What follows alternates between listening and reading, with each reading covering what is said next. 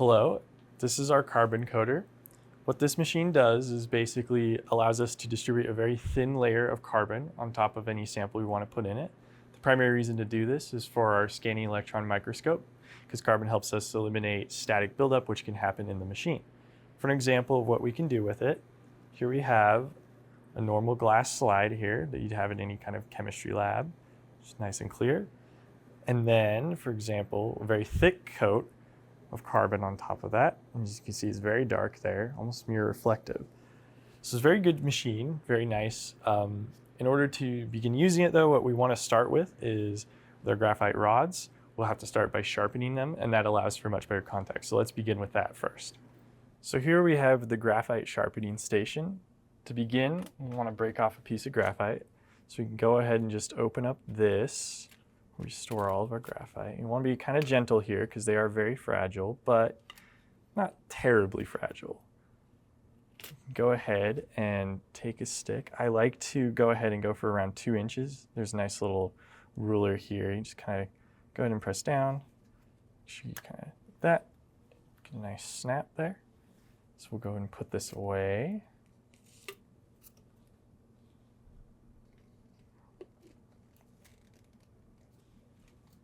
Now with our newly minted graphite rod here, first you want to find which side is about the flattest. Ideally you want it as flat as possible, but we'll have to go ahead and sand it anyway.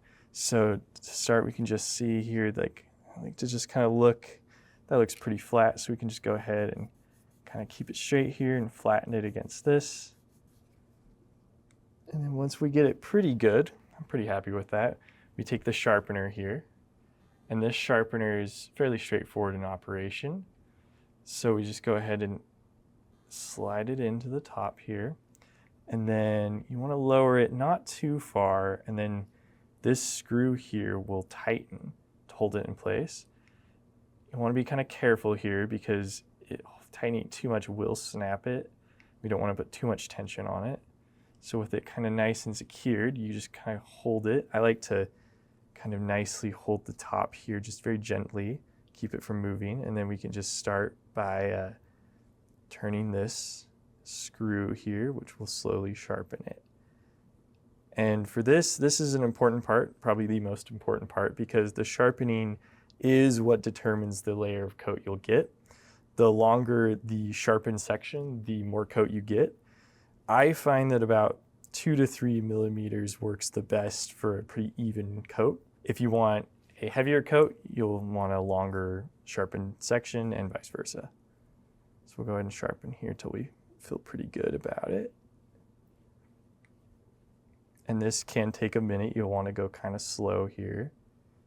Too fast and you'll snap that sharpened edge off. For not too heavy of a coat, that's probably about good here. Just maybe a couple more twists. And then we'll just go ahead and unscrew this. So we'll just pull that out, and then this should just come out very nicely, like that. And then I always like to double check, hold up like maybe a finger or something, and really double check that edge there, because it can sometimes get a little scuffed up in sharpening. It looks like it maybe did, so we'll just go ahead and re-sand that down. And that looks pretty good. And I also like to keep a pair of calipers to help out the measuring. See what we get here lengthwise. Looks like we're about 2.5 millimeters, which is pretty good. That'll give us about a medium coat right there. And then what you need to do is do it on both sides. So just go ahead, take another piece like this piece here, and just do the process again until you get to about that same length. Changing the lengths on either side, variable lengths, can affect the coat as well. I think it's easiest to just keep them the same length or as close as possible, because that makes it simpler. Kind of a better idea of what the outcome is going to be when you do it that way. So one other thing to remember with sharpening is that after you use it once, there'll be a buildup of soot and other kind of things off of it from the energy being pumped through it. So we always like to resharpen after use it once. That reduces any kind of anomalies in the coat. Same process, just go ahead and come back and resharpen it. There's a pretty good chance that your sharp edge there will break, and that's okay. Just go ahead and keep doing it, but you want to make sure you sharpen it with every use, just to make sure you're reducing sparking or any kind of like anomalous levels of coating. And with that, we can go back to the machine and begin our coat. All right, and now that we have our carbon nice and sharpened there and even, we can go ahead and begin by putting it in the machine. To start with loading the carbon rods, we start with an Allen wrench. This is about a 1/8 inch Allen wrench. We can just go ahead and pull this back, set it in there. This allows us to tension the rods to make sure they stay pressed together when the machine runs.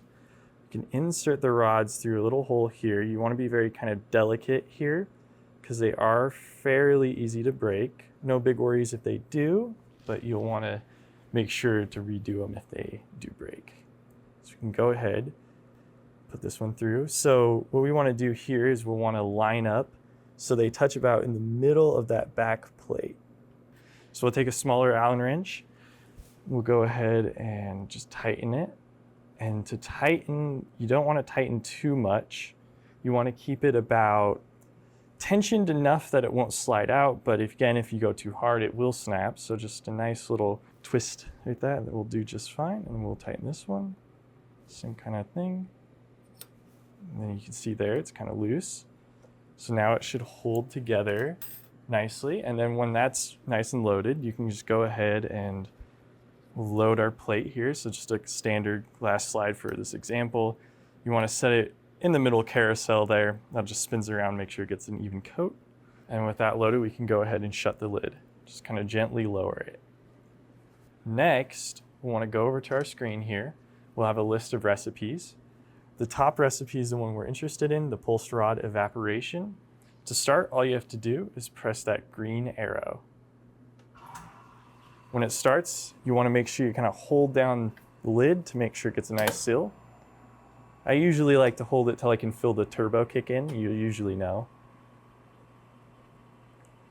It'll take about maybe 30 seconds. And you'll see here, there's just a little bar that starts to fill up with the percentage of the turbo.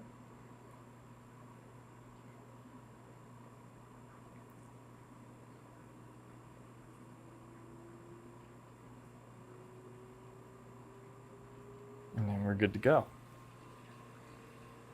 You'll have to wait a little bit. It'll have to vent everything out. There'll be a little area right over here that'll tell you the percentage of how much it's done. Right now we see it's pump at 69%, so it'll take a little bit longer here.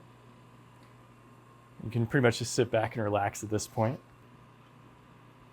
All right, at this point it's popped up with a skip to process pop-up. When this pops up, you can go ahead and just press OK. Doesn't really matter if it's fully vented as long as it's vented enough. And then as it activates, you'll see a light turn on inside the chamber. That's the electricity passing through, and then it'll activate and spray it out.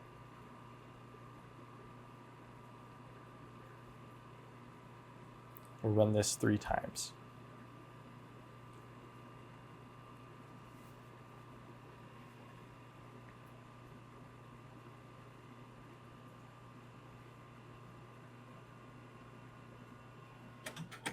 And then once you hear that, you can go ahead and press this little OK button here that just says it's done, and it'll start venting the chamber.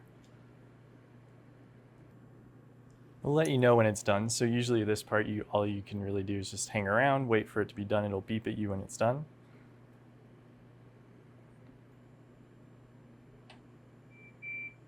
And with that sound, we know it's done. So to open it, we'll want to be a little careful. What we like to do is just put your fingers underneath this little black lip there, put your thumbs right up here, and then you can just pull up. You'll have to apply a decent amount of pressure, but you'll feel it pop, and then you can just lift it up. And then with that up, we can take out our sample here, and we can see, it's kind of hard to tell here, but it's definitely been coated compared to how it was before. There we go. All right, now to finish up, once we have everything out, you can just go ahead and leave those rods in here where they'll stay. Just go ahead and shut it gently. And then all we have to do is behind back here, there's just a power switch. Just go ahead and press that power switch. and it'll turn off, and then you're good to go.